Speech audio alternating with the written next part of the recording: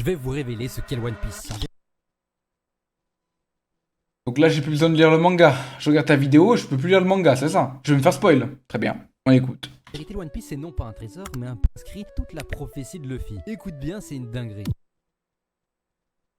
Ok, on va l'écouter.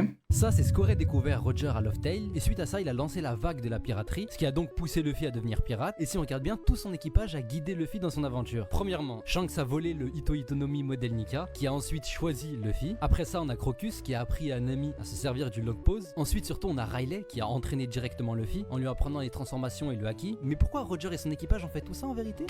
Parce que ça peut être la transmission de la volonté du dit. D'ailleurs, c'est dit dans le manga.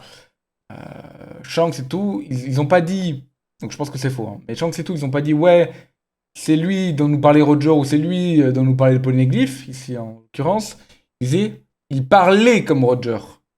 Il disait les mêmes choses que notre capitaine. C'est là la différence. Et si ce que tu me dis est vrai, je serais absolument, mais alors absolument déçu du manga. Parce que la version qu'on nous vend, c'est celle de la volonté transmise, c'est intéressant.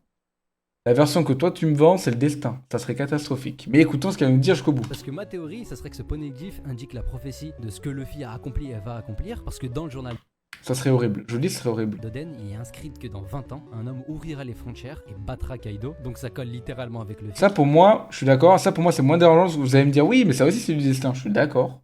C'est moins dérangeant.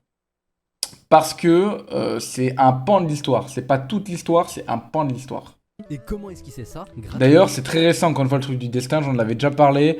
Les gens me disent que non, moi je vous dis que si, je suis en train de relire One Piece et pour l'instant, ça a plus ce que je dis. Ça, la prophétie inscrit sur le poneglyphe. Et donc dans ce poneglyphe, il y aurait aussi inscrit le fait que Luffy va libérer le monde et donc de complètement détruire Red Line pour unir le monde. Ça, c'est une théorie qui est vieille comme, je sais pas, 10 ans, 15 ans.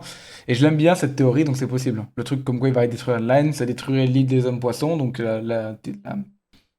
la vision de Shirley qui serait accomplie et ça ferait une seule pièce, le One Piece, All Blue, tout ça. Que tous les peuples soient réunis et donc ne former qu'une pièce, le One Piece. Un monde uni pour vivre en Et par contre, si c'est écrit, je vous jure, c'est nul. Hein. paix et en liberté. Bon, je vous arrête tout de suite, cette théorie absolument pas la mienne, je suis pas du tout à jour de One Piece, c'est celle de mon petit frère, donc voilà. Bah, tu diras à ton petit frère qu'elle est nulle. Je rigole, je rigole. Je rigole. En vrai, elle est intéressante, mais je pense pas. Je pense vraiment pas.